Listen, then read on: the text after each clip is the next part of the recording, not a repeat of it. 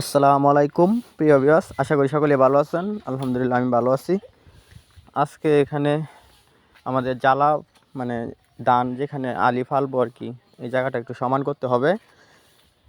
এই জায়গাটা আপনার ধান ফালাইবো, ওই জায়গাটা সমান করব এখন মই দিয়ে। এটাকে আমরা আঞ্চলিক ভাষায় মই বলি আছি। আপনাদের এখানে কি বলেন আমরা তো জানি না, আসলে আমরা এটাকে মই বলি।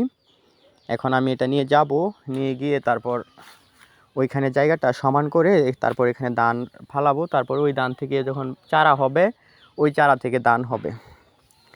আপনাদেরকে এখন প্রসেসিংটা আমি দেখাবো। মানে এখন তো আমি করতেছি, আমি এখন এই মইটাকে রশি লাগাবো, যেই রশি দিয়ে টানবো আর কি। আমি পারি না বেশি, তারপরে দেখি ট্রাই করতেছি। আব্বু গেছে ওখানে, তাই আমি দেখি আমি একটু ট্রাই করি। কারণ আমরা যেহেতু গ্রামে থাকি, কৃষিকাজ তো অবশ্যই করতে হবে। প্রথম ওই দিক দিয়ে রশিটা নিয়ে এখানে রশি লাগাতে হবে। আব্বু দেখতাম আর অন্য সিস্টেমে করে, আমি একটু সহজভাবে করতেছি। যদিও আমি পারি না, তারপর আমি ট্রাই করতেছি, দেখা যাক কী হয়। আসলে একটা রশি লাগালাম, এখন আরেকটা রশি লাগাবো। তারপর আমি টেনে জায়গাটা সমান করব। অ্যাকচুয়ালি ওই জায়গাটাতে আমি ধান এখন ধানের চারা অলরেডি গজায় গেছে। ওই ধানগুলো আমি এখানে রাখার পরে আস্তে আস্তে চারা হবে। ওই চারা থেকে তারপর আমরা নিয়ে চকে যখন বুনবো তারপর ধান হবে আর কি। অ্যাকচুয়ালি অলরেডি আমি 2টা রশি লাগাইছি। এখন আমি গিয়ে আমি এখন মই ধরবো। এই যে দেখেন রশিটা লাগাইতেছি। কষ্ট হয় কাদার মধ্যে, এই মই যখন টানি তখন অনেক কষ্ট হয়, অনেক লোড হয়। তো এটা টানতে আমার খুবই কষ্ট হয়। তারপর আমি যাইতেছি, আপনারা আমার সাথেই থাকেন, দেখেন আমি কিভাবে আসলে কাজ করি। সে যারা গ্রামে থাকেন তারা তো অবশ্যই জানেন এটা কী কাজ করতেছি আমি, আর যারা শহরে থাকেন তারা তো হয়তো জানেন না আসলে কৃষকরা কত কষ্ট করে যে ফসল ফলায়। এখানে দেখেন হাঁস, আমাদের পুকুরে দেখেন 2টা হাঁস, কত সুন্দর দেখেন, ভিউটাও অসাধারণ লাগতেছে। এই পুরো জায়গাটা আমি আজকে এই মই দিয়ে সমান করতে হবে। সমান করে ওই যে আব্বু ওইদিকে কাজ করতেছে, এই যে দেখেন আমি সমান করতেছি, অলরেডি কিন্তু সমান হইতেছে। হ্যাঁ, এই যে দেখেন আমার পাড়ার যে গর্তগুলো, এগুলোও কিন্তু বন্ধ করতে হবে, মাটি সমান করতে হবে। এই যে যা ময়লা টয়লা আছে এগুলো পরিষ্কার করে, এই যে দেখেন সমান হইতেছে কিন্তু অলরেডি। এভাবে আমি এই পুরো জায়গাটা এভাবে সমান করব। দেখেন কাদার মধ্যে হাঁটা কিন্তু খুব পরিশ্রম বা কষ্ট। আকাশের ভিউটাও অসাধারণ, মাশাআল্লাহ খুবই সুন্দর লাগতেছে, চমৎকার একটা ভিউ।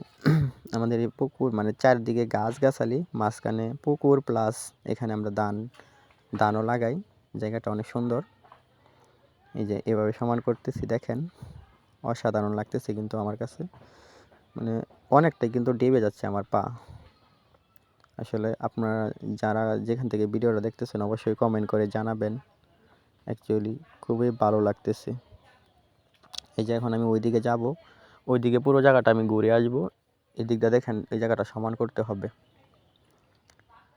ওই যে দেখেন আপনার এই আশেপাশের ভিউটা কত সুন্দর, অসাধারণ একটা ভিউ, খুবই ভালো লাগতেছে। এই যে দেখেন আমি পুরো জায়গাটাই কিন্তু এখন মই দিয়ে সমান করব।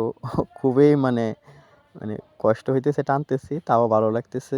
দেখেন এরকম ভিউতে, গ্রামের ভিউ, গ্রাম তো গ্রামই, অসাধারণ ভিউ। গ্রামে কাজ করার মজাই আলাদা। যারা শহরে থাকেন সময় পেলে গ্রামে আসবেন, ঘুরে যাবেন। গ্রামের যে অসাধারণ একটা পরিবেশ, আপনার মনোমুগ্ধকর পরিবেশ, আপনাকে মুগ্ধ করবে নিঃসন্দেহে বলা যায় আর কি, বলা চলে যে আসলে গ্রামের পরিবেশের সাথে কোনো তুলনাই হয় না। আমি একবার ওই কর্নারে চলে আসছি, দেখেন অনেকটাই দূরে চলে আসি। এখন আমি আবার ওখান থেকে ঘুরে আবার ওই দিকে আসবো। আকাশের ভিউ কত সুন্দর, মাশাআল্লাহ চমৎকার একটা ভিউ। আল্লাহ তাআলার সৃষ্টি কত সুন্দর। হ্যাঁ, এই পৃথিবী সত্যি সুন্দর যদি আমরা নিজের চোখ দিয়ে, প্রকৃত চোখ দিয়ে দেখি। আসলে আমি আবার ওইদিকে আসতেছি ঘুরে, দেখেন খুবই ভালো লাগতেছে, অসাধারণ একটা পরিবেশ। এই যে দেখেন সমান করতেছি জায়গাটা, এইভাবে মই দিলে আর কি যে এত সমান হয়ে যায় আমি আগে ভাবতাম। হ্যাঁ, এই যে দেখেন কত সুন্দর হয়ে যাইতেছে, একদম প্লেন হয়ে যাইতেছে।